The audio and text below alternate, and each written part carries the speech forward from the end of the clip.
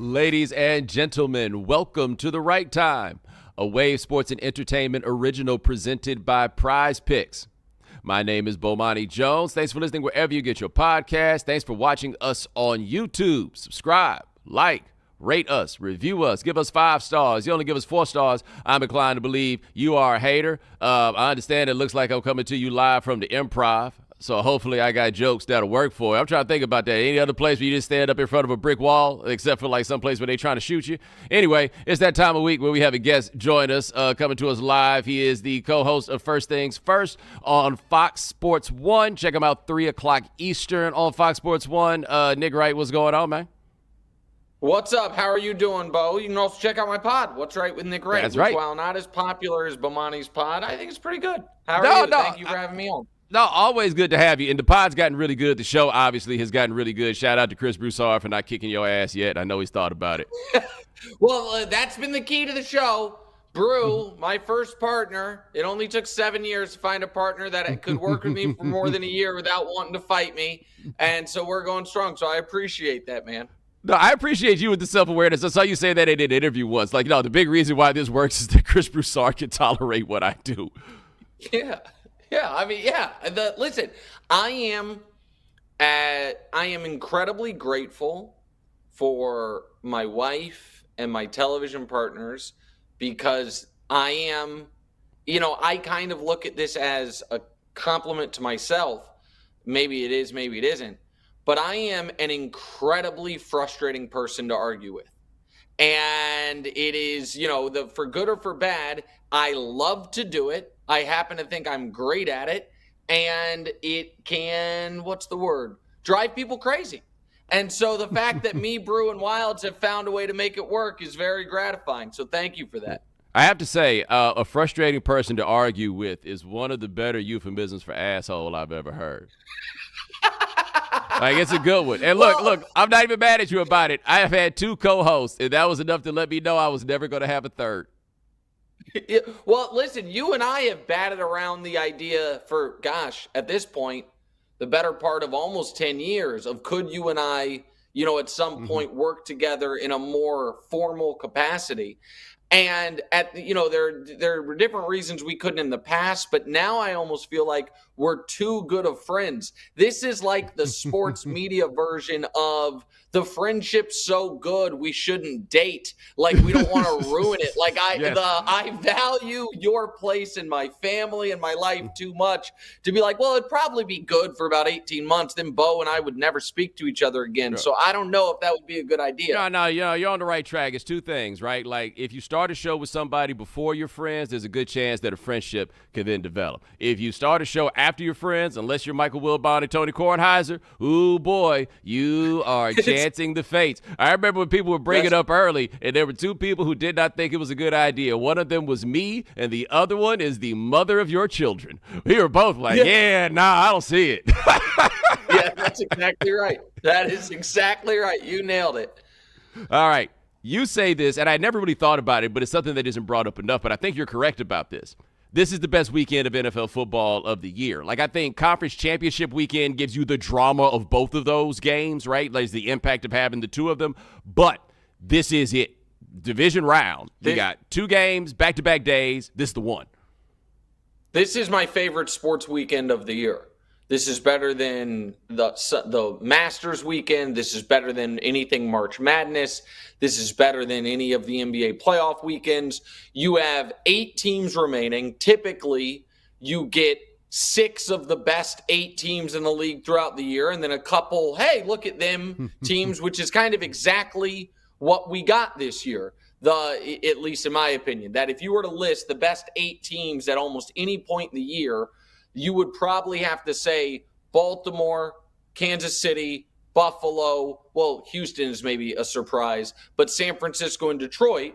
And then the semi-surprise Houston, and then real surprise Green Bay and obviously Tampa Bay.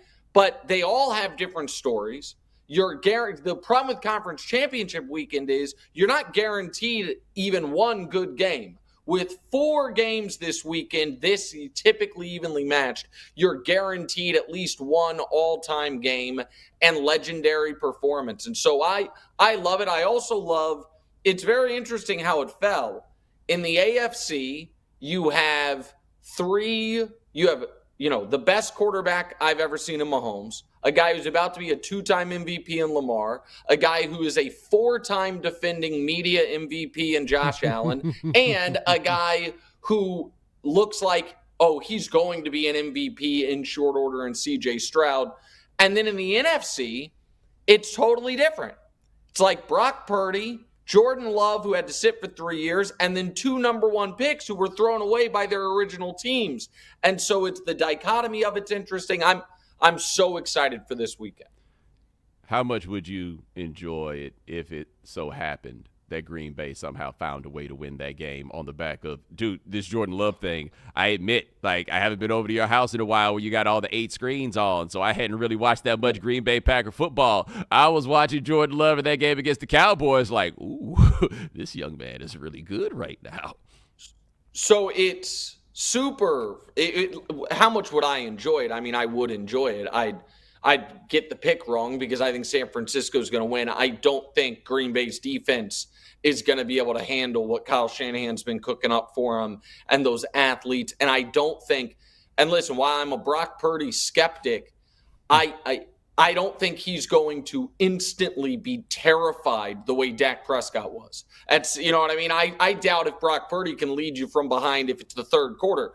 I don't think it will be 7-0 and you're going to see Brock Purdy's eyes as big as saucers. Like, what am I going to do? But it would be an unbelievable story. And it is Jordan Love. I mean, the numbers speak for themselves. Since week 11, 21 touchdowns, 1 pick. But it's not just the numbers. It's the eye test stuff. And I know people get annoyed with some of us who talk eye test. But the way the ball comes out of his hands, his arm angles, the creativity of it, all of that, I'm like, oh, no, this guy's legit. Like, I don't know if he is, MVP candidate next year legit. But at the very least, he is, he's a legit franchise quarterback in the NFL, which is a wild in-season turnaround. Because midway through this year, it was like, oh boy, the Packers are about to be out in the wilderness. And the answer is no, they're not.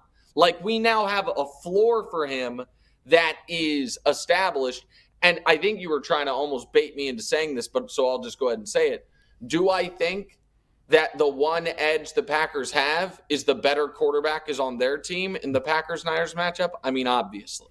Obviously, the better quarterback's on Green Bay. I was not at all thinking of baiting you of saying that, but I'm so glad you wanted to do it. You wanted to do it so much that you were like, oh, you're just going to make me do it, huh? Okay, fine. I'm like, no, not really. Fine then. I got it out. I still got it out.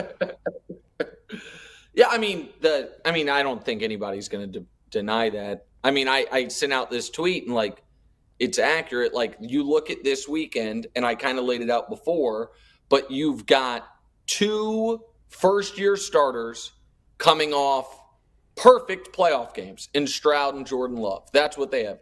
You have 2 former number 1 overall picks who showed different levels in their first stop, then looked like they were just done, and now having a nice comeback story. You have the undisputed best quarterback alive going for a back-to-back. You have 2 unicorn MVP caliber quarterbacks in Lamar and Josh, one of whom's got a couple, another whom, even though I take shots at him, is going to get one at some point. But we've never quite seen quarterbacks like them. And that's 7 of our 8 quarterbacks. And then you have Brock Purdy. I saw you say that. That's true. I mean, it's just true. The dude's average like 10 yards an attempt, and he just gets Brock Purdy.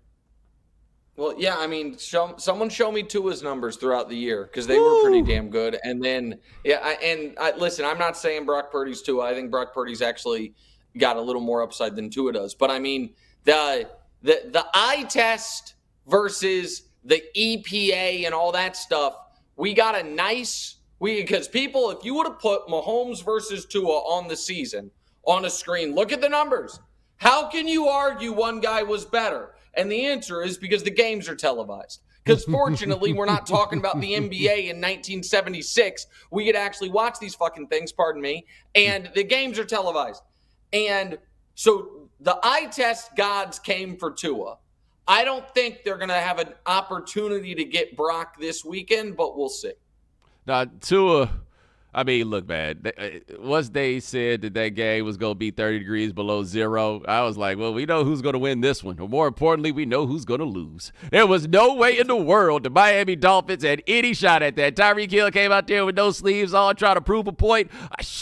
Brother, you could have come out there wearing a parka. It would have made no damn difference. Y'all had no chance of winning that game. That was never, ever going to happen. No chance. And that is... Forget the fact that Tua's undersized, and forget the fact that, you know what I mean, he doesn't have the strongest arm. If you can't play in the cold, you can't play in the AFC. You might be able to get away with in the NFC. This is a point that I've kind of been making over the last few weeks. You look at the NFC and who we think is going to be good over the next few years. Detroit Dome, Dallas Dome, San Francisco warm weather, the Los Angeles warm weather, the Tampa, I don't know how good they're going to be, but warm weather. You only really have to worry about Philly and Green Bay. Philly and Green Bay, if they have home games, they're going to have to play in the cold. In the AFC, it's the exact opposite. Well, yeah, but I don't think New York's going to be good anytime soon. Fair. I'm talking about the teams that we think over the next few years that are going to be good. In the AFC, it's the exact opposite. Kansas City, Buffalo, Cincinnati, Baltimore, Cleveland, all outdoors. Miami and Houston are the only, maybe Indianapolis if you think they have a high upside with Anthony Richardson. So you better be built to be able to play in bad, cold weather, maybe anywhere, but certainly if you're in the AFC. And so, yeah, I mean, could Tua be all right if he had the NFC path through the playoffs? Maybe, but in the AFC, it's just brutal. Now, the thing I've always said that the dorks misunderstand, and everything, the old heads weren't all stupid, right? Why was everybody running the ball all the time back when they did? Number one, throwing a football is really a lot more difficult than we give it credit for being, right? Like, you just go ask anybody anywhere to, like, throw a baseball, shoot a basketball or whatever. Okay, cool. There's a wilder variance on what you'll get if you ask somebody to try to throw a spiral football than there is on anything else. You're taking this thing that weighs however many pounds, and you got to figure out the angle and everything else and make it spin through the elements and all of this.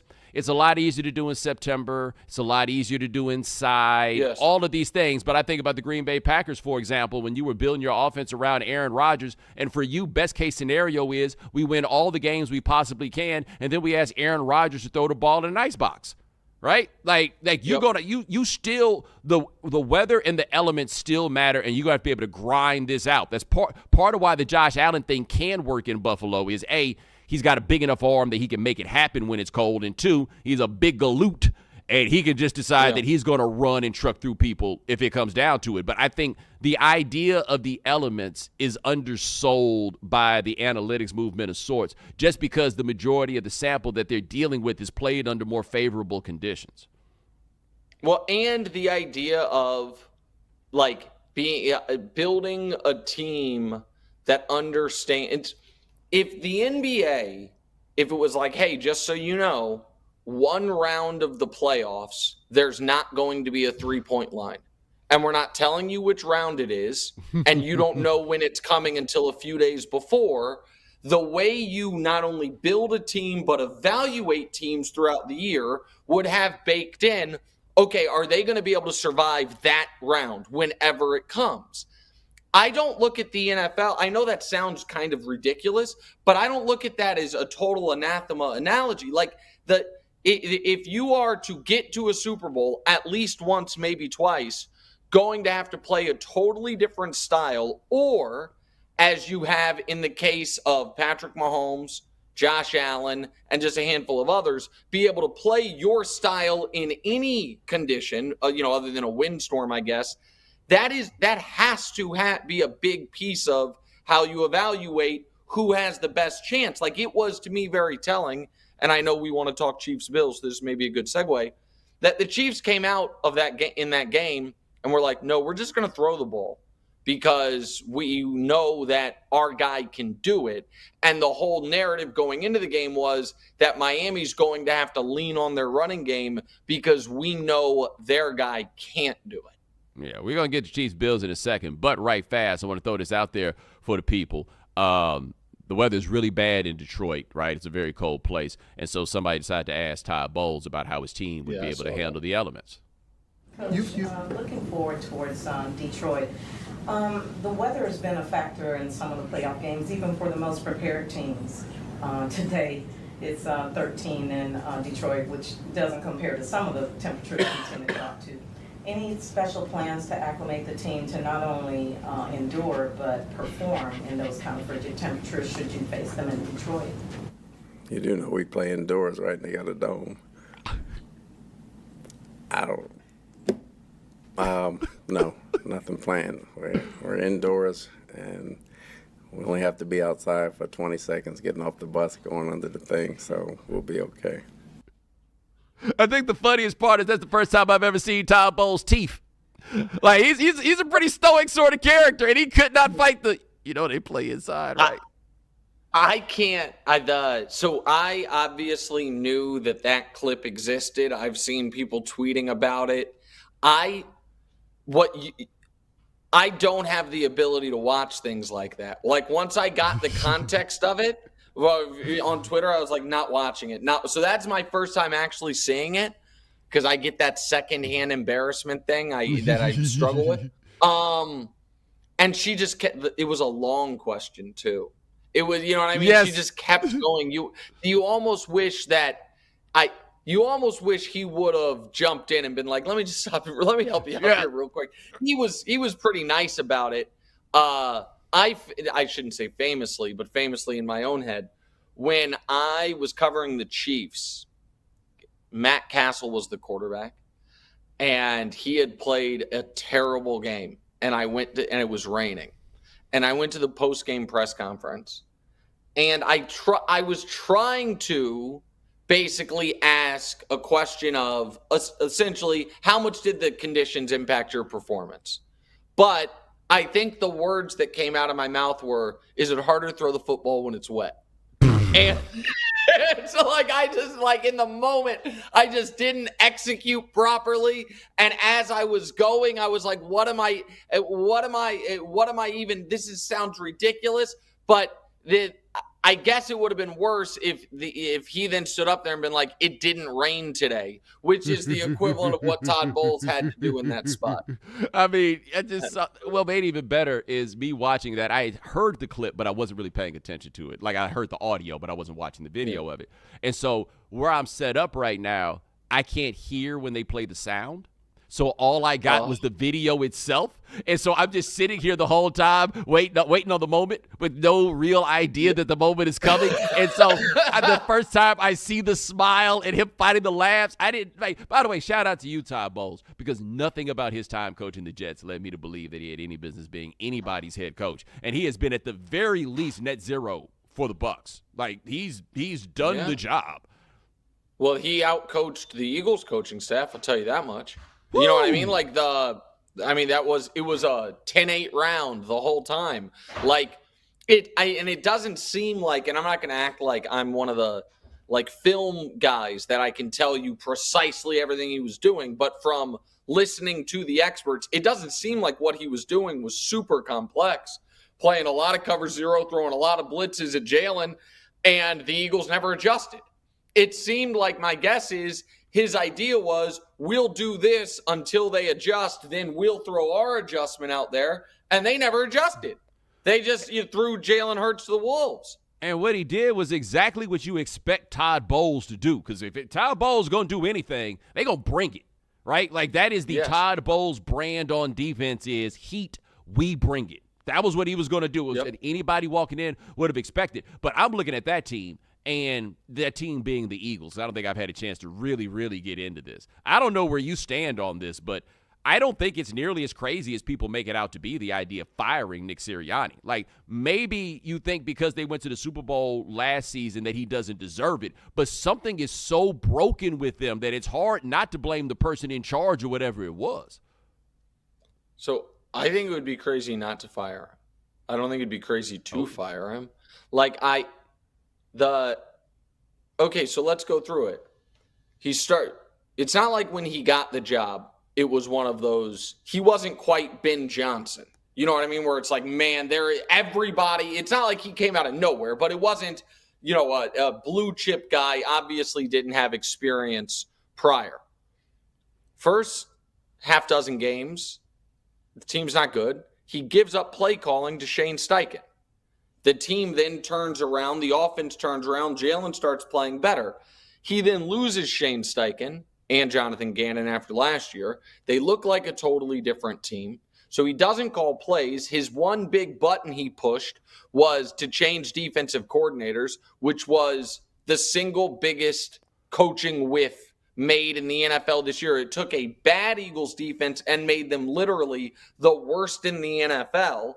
And you then add to it the fact that I think he has some, call it, I'll be kind, quirky personality traits that aren't really befitting an NFL head coach, that certainly don't look good if your team is losing 6 of 7. And I asked this question. This is actually the question that Greg Olsen asked on the broadcast about Mike McCarthy. And I disagree with his evaluation of McCarthy, but I do agree with the thought process of it of, if I fired this guy, would he instantly get another job? If the Eagles fired Nick Sirianni, no team in the league is making him their head coach. No team. And this idea that you have, because you made a Super Bowl, this is kind of your birthright to keep coaching the team. John Fox coached the Denver Broncos, was 46-18, made the divisional round every year, made a Super Bowl, and was fired because they're like, you know what? We're not good enough. We need to get to the next level. Bill Callahan was fired after making a Super Bowl. And the Eagles' history, and I've talked about this before, Andy Reid coached there 14 years, went to 5 NFC championship games, had 10 playoff appearances, 9 double-digit win seasons, went to a Super Bowl, had 1 really bad year, he's out. Chip Kelly went there. They went 10-6, 10-6 in back-to-back years. He didn't make it through year 3. Doug Peterson went there. Year 2, they won the Super Bowl. Year 3, they made the playoffs and won a playoff game with a backup quarterback. Year 4, they made the playoffs. Year 5, they were bad. He's out. This idea, Kevin Clark said it, and he's right. The Eagles have fired better coaches than Nick Sirianni. I'll tell you that much. And I also, even if you weren't leaning towards firing him, Bo, if you get word that Belichick would take that job, then you have to fire. Because Belichick, with those defensive linemen, he can coach up a secondary. That to me is something you've got to do. Here's my question about the Belichick part. So what do you tell Howie? Right? Like, you've done this to Howie before, where you brought Chip Kelly in, right? And they took everything away from Howie Roseman and then basically had to give it back on the other side. Like, my problem with the idea of anybody hiring Belichick is he really just trying to only be the head coach? I'm sure he says it because you say whatever you got to do to get into the door, but then what do you do after that? But can you think of a team that you watch collapse quite like this Eagles team has? Because they look like, the comparison I made to them was, they look like the team that shouldn't go, that should skip the bowl game. You know what I mean? Like, we just had enough. We're not going to the NIT. So I found one, and you're going to laugh. Because absent the quarterback going down with an injury, it's like, has this ever happened? And there's one. The 2008 New York Giants, who were the defending Super Bowl champions and started 11-1. Well, they had an inflection point. They had an inflection point. Their star player shot himself. Yes. So, that's what it took. In all of NFL history, the only time we've seen something like this involved a guy, and I really like and respect Plex, and I'm not trying to poke fun. That is what happened, though. Their star receiver shot himself, and the team went to hell. The Eagles were fine, and then awful.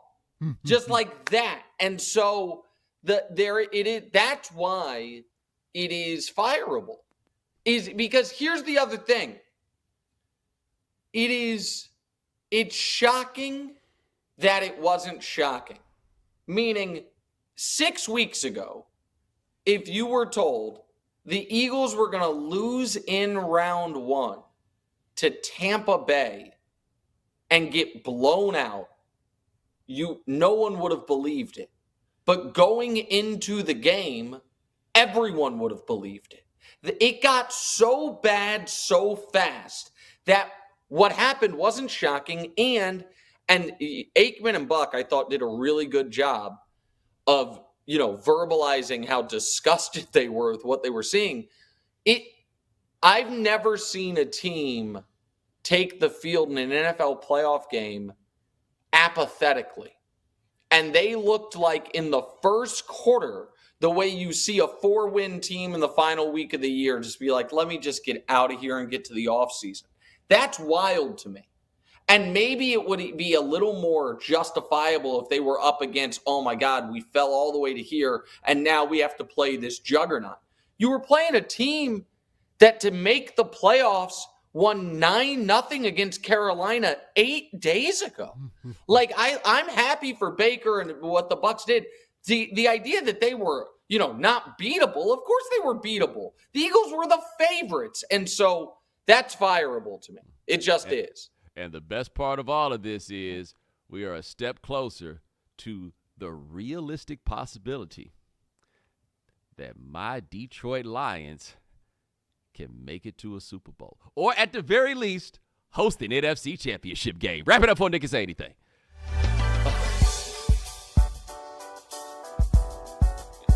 PrizePicks is the most fun you can have by winning up to 25 times your money this football season, and now you can play during basketball season too.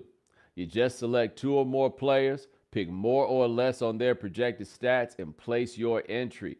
And with the NBA back, you can now pick combo projections across football and basketball from the Specials League, a league created specifically for combo projections that includes 2 or more players from different sports or leagues. PrizePicks is really simple to play.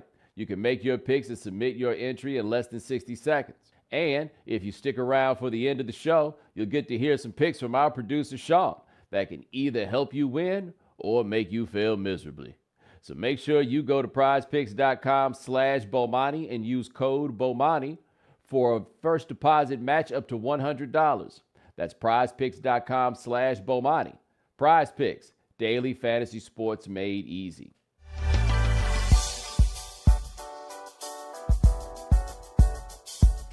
All right, Nick, we're going to talk about Chiefs-Bills in a second, but I want to complain about something right fast. I did Rich Eisen's show yesterday, and people are just generally skeptical of Mike McCarthy, and he asked me why they were generally skeptical of him, and I explained as one of the reasons is our society is a little bit harder on our Portly brothers than they are on the rest of the world. I don't understand why that's a controversial observation. Like, I just see it's getting aggregated now. But, we are a society that treats big people badly, and we treat them with greater skepticism. What is so wild about that? Are you being attacked for it? I don't even understand why anybody would give that a second thought, whether I'm being attacked or not. Though I did have somebody in my bench say I was dumb for it. And I'm like, what world do you live in? Yeah, I mean, the idea that people aren't treated differently based on their weight is just I'm not sure as far as no pun intended, the pie of blame for McCarthy, how much we would ascribe to that. But the idea that it's a controversial opinion to say that the better looking or more in shape you are, the bigger benefit of the doubt you get is I think just taken as a fundamental truth of life, maybe almost cross culture and generation. Yeah, I don't disagree. I had somebody ask me about how this relates to Andy Reid, and I'm like, well, you might want to go grow you a mustache. I do think that kind of mitigates some of the effects if you got a mustache. People now look at it as a larger aesthetic as opposed to a character flaw. I don't listen. Now you've got me tilted because I don't want to get aggregated, but you are referencing one of my longest standing opinions. That is, God dog it. That is, if you are going to be a big guy, the best chance you have at still being considered really good looking is if you're black or Italian. That there's a lot of iconic in the pop culture, black and Italian, really big guys. So you can kind of go for that aesthetic better than an Irish guy could. And so again, that might be, do you understand what I'm saying? Yeah. Almost like there are some of our most famous and beloved Italian Americans, usually portrayed unfairly in mafia movies, but still are big fellas. And some of our most famous and beloved, kind of black, not historical figures necessarily, but figures in pop culture were bigger men. And so I feel like you can pull off the cool better as those guys than like almost any other race. I do feel that way. I do. I have to say this. I give you credit for this because when I think of Mormon Andy Reid, the first thing I think about is blacks and Italians. That is the quick transition that I make when I think about Andy Reid. But no, I'm sorry. I looked down and I was just shocked. Like when I said it, Eisen acted like I just hit the third rail. I'm like, what are we talking about here? Like I thought this was such an obvious thing that our society does not treat these people well and holds them to a different standard. And they was acting like I was the one who's wrong. And then it was some dude in the room who ain't that small, and he was acting like I was talking about him. Oh, okay. Well, and by the way, he was a lot smaller than Mike McCarthy. Just so you know, like the hit dog, I don't know if the hit dog was hollering, the hit dog was hungry, I don't know what it was, but the hit dog was over there, just out here making noise, and I'm like, dog, my bad, I was trying to stick up for y'all. But anyway, we do have the Nick Wright Bowl in Buffalo. It is the Chiefs. It is the Bills. Josh Allen gets the home game, the first road playoff game of Patrick Mahomes' career, which, again, is the wildest thing in the world that we've been this far. And this is the first time that he's ever had to wear a white jersey in a playoff game. Neither you nor I thought the Buffalo wilder would still thing be at it. is, real quick, the wilder thing is Patrick Mahomes in those home playoff games. It's not that he's 10-2 with the 2 losses being in overtime. It's that he has 31 touchdowns and 3 interceptions. In Patrick Mahomes' postseason non-Super Bowl career, it's 31 touchdowns, 3 picks. So here's the thing. I don't really care that this game's on the road. We have never seen Patrick Mahomes on the road. What we do know is in the regular season, he's better in every single category on the road than at home. Winning percentage, completion percentage, yards per attempt, touchdown, interception, passer rating, he's better on the road than at home. Here's the other thing that I think matters. For the Kansas City Chiefs and the players on this roster, this is not one of the 5 biggest games they've played in the last 3 years. For every single person on the Bills other than Von Miller, it's the biggest game of their life. And I know some people will, and I'm curious where you stand on this, because I know Broussard and Wilds kind of or at least Brew did, push back at me a bit saying, no, well, the AFC title game the Bills played 4 years ago against Kansas City was bigger.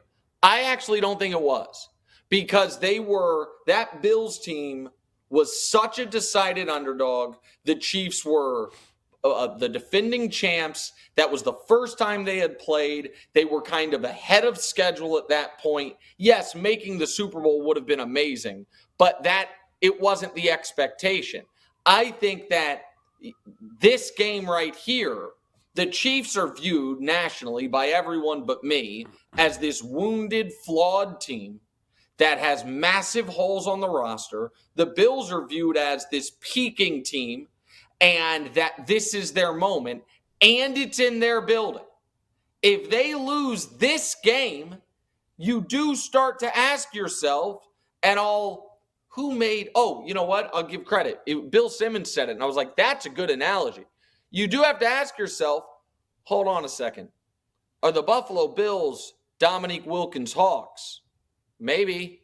If they can't win this year, if they can't break through right now, then all of a sudden, are they this really fun team with this really exciting player that just keeps running into, whether it's not always the Celtics, but they kept running into someone where they could never get over the top? I think it's a real question.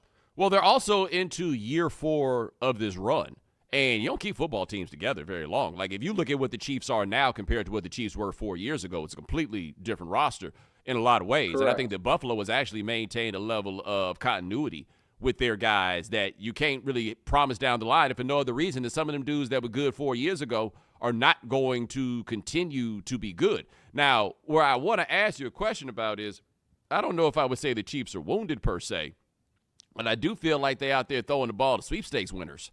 And I don't know how far you go with the dudes that Mahomes is throwing the ball to. I know it's not the most novel observation in the world, but it feels to me that I feel like in some ways you see this as potentially being like the 2006 Colts, where maybe you look at the regular season records for the Colts and their stats and be like, oh, classic Peyton Manning year. But in the end, Bob Sanders was healthy for the first time like ever and got them through the playoffs on defense, right? Like that was what wound up happening for them to win that Super Bowl. Like, is that what you would envision for the Chiefs to make it happen?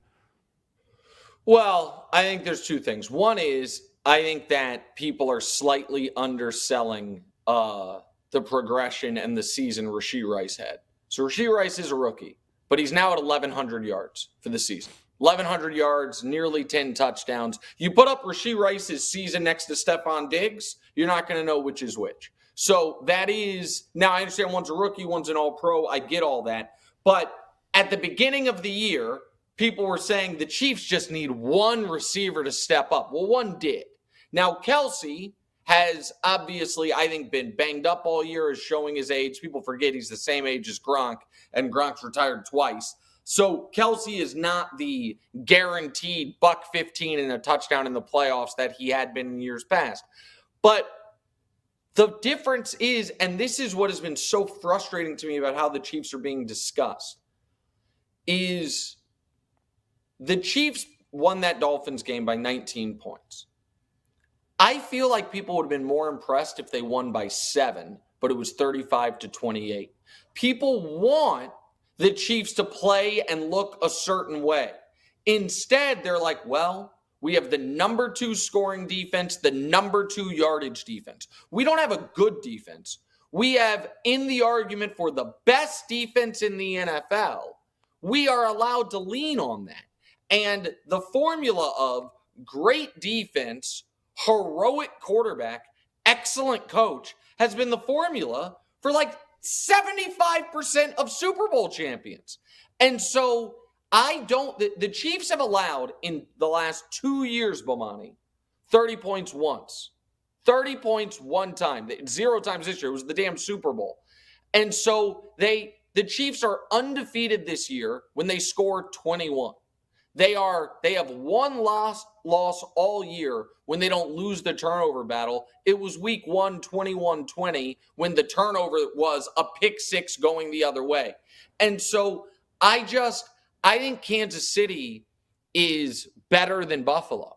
And I think in that first matchup, Kansas City was missing its key players and Buffalo was coming off a bye. In this matchup, Buffalo's missing key defensive players, and Kansas City has 2 extra days of rest. I think Kansas City is the better team, and I also think that if this game early, if Kansas City gets out 7-0, man, it can get tight in Orchard Park, and you can feel it from those fans, and that's where the home game can work against you, where you feel the nervous energy of the crowd of, oh my God, this is going to happen to us. So I think the extra days of rest shocking.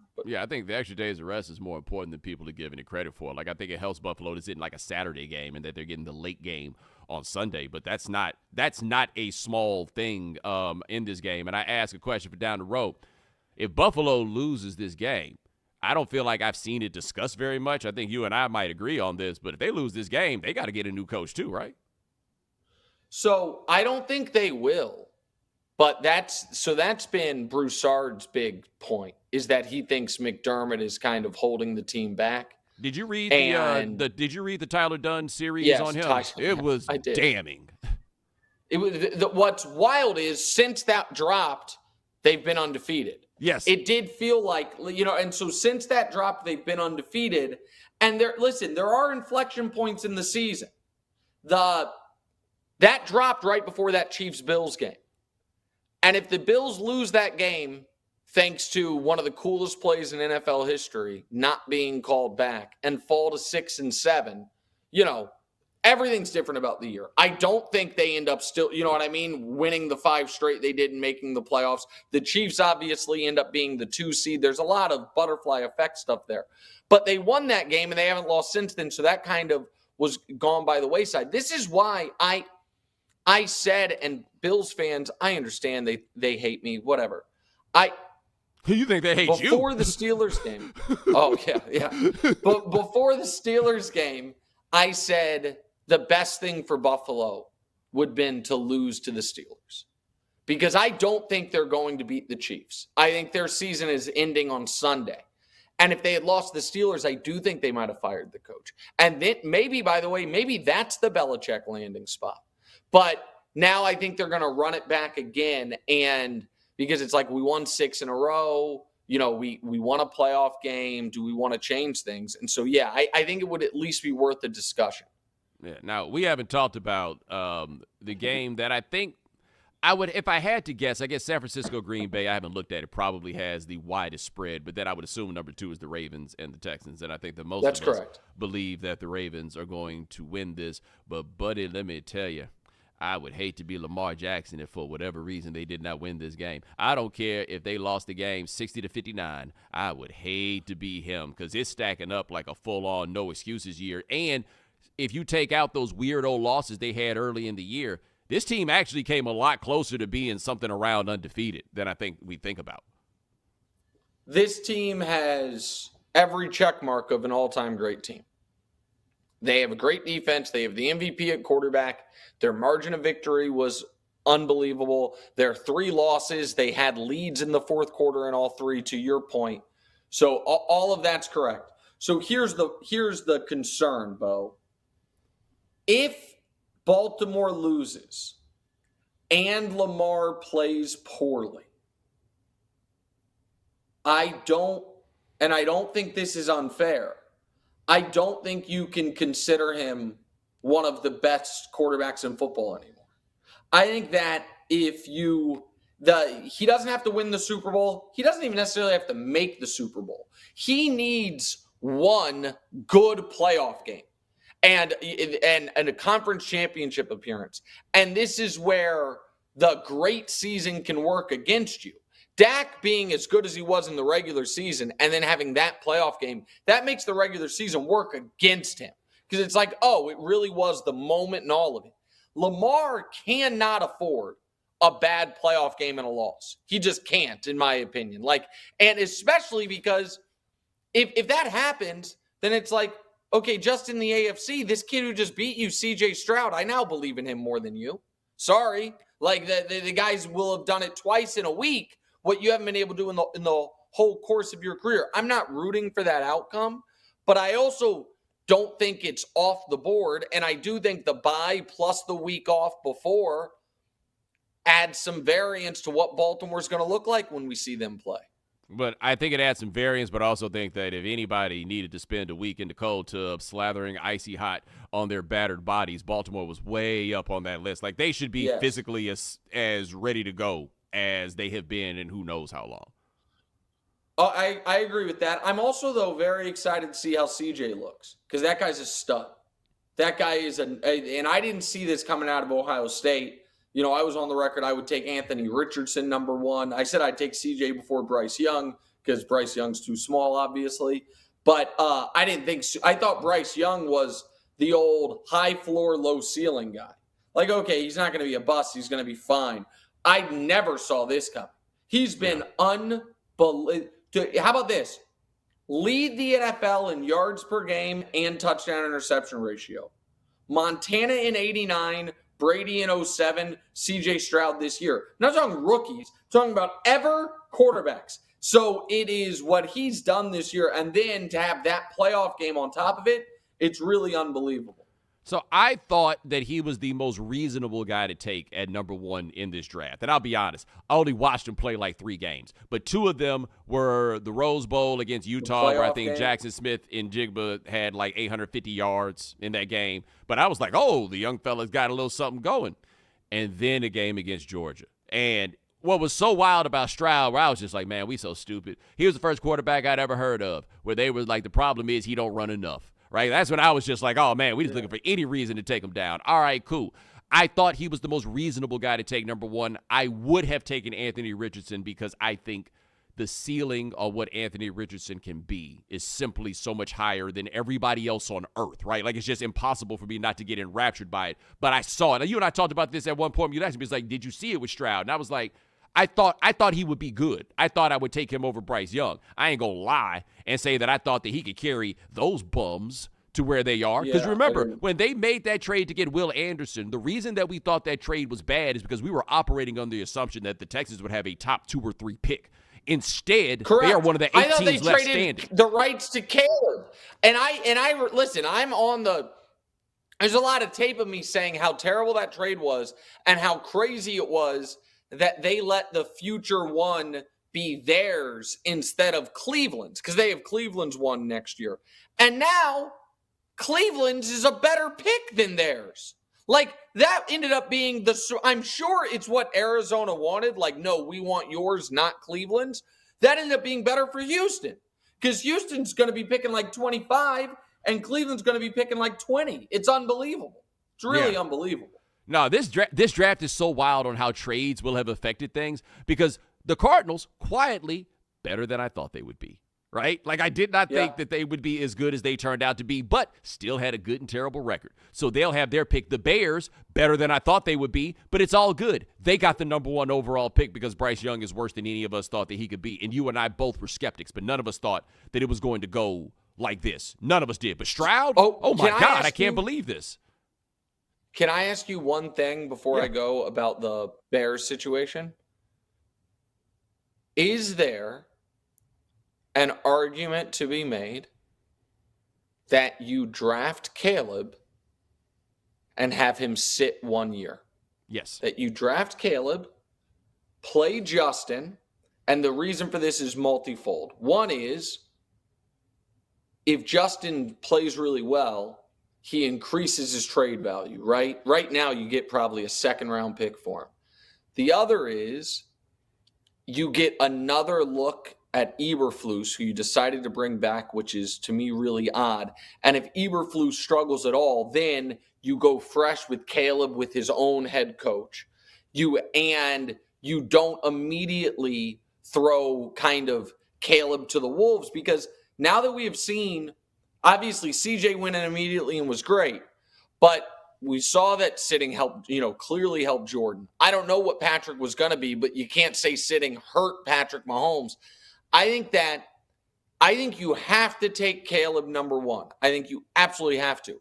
I think there's an argument that you can keep Justin Fields as well and let Caleb sit for a moment and kind of absorb things. I do think there's an argument for that. I think there's a great idea, and I make 2 points on that. One, when I was a kid, when I was an adult, the idea of letting your quarterback sit for a year was not crazy talk. Like Carson Palmer sat for a full year behind John Kitna coming off the Heisman Trophy, and people think that Carson Palmer is basically the quarterback that God created in terms of – and that was at a time where running a pro-style offense was a thing, and he had run like 5 of them, but he had done it.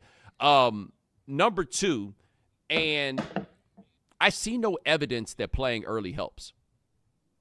No, like if you can do it, like CJ Stroud can clearly do it, so you go ahead and do it. But we got to see what we got. We got to get him out there.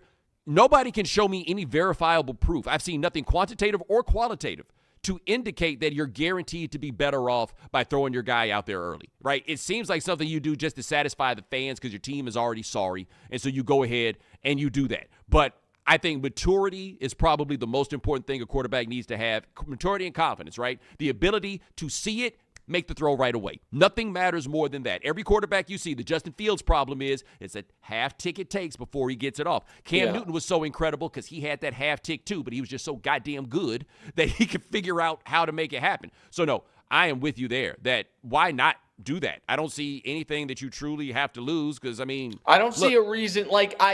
There's just if what you're going to get is the 40th pick of the draft from Atlanta for Justin Fields, there's an argument.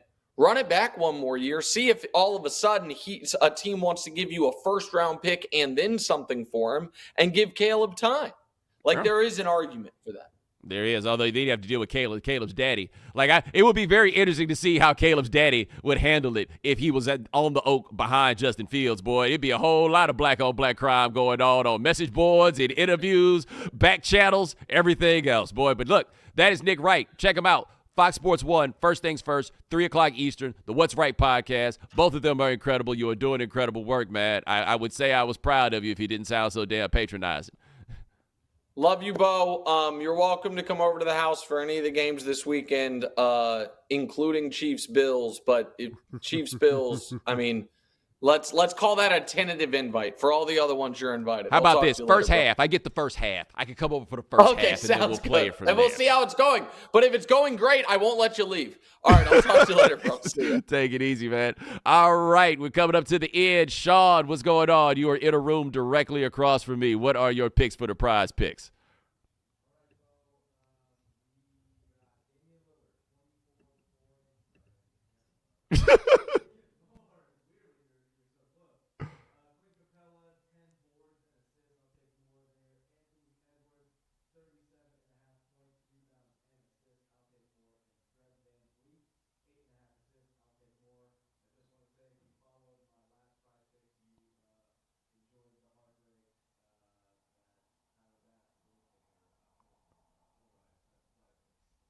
I just want to thank you for reminding me that Clint Capella was still in the NBA. I kind of forgot. Like, completely and totally. Like, I feel like I know. He still play for Atlanta?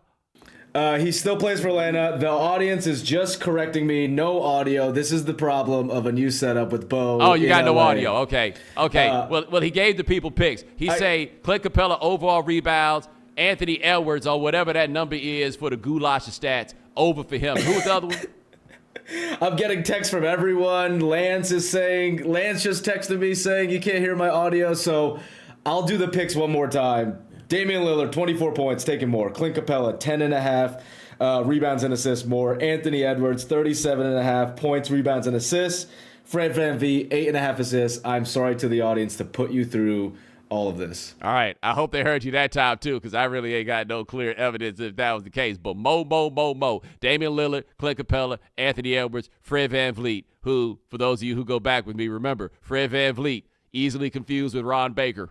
Remember that time when we all thought that Fred VanVleet was Ron Baker and Ron Baker was Fred VanVleet because Ron Baker looked a hell of a lot more like a VanVleet and VanVleet looked a hell of a lot more like a Ron? Anyway, ladies and gentlemen, thanks so much for joining us here on The Right Time, a Wave Sports and Entertainment original presented by PrizePicks. That's Sean, you handling everything behind the scenes. Thank you, sir. Remember, follow The Right Time. Rate us, review us, subscribe, like. Give us 5 stars. You only give us 4 stars, I'm inclined to believe. You are a hater, and I will talk to you guys in a couple of days. Take it easy.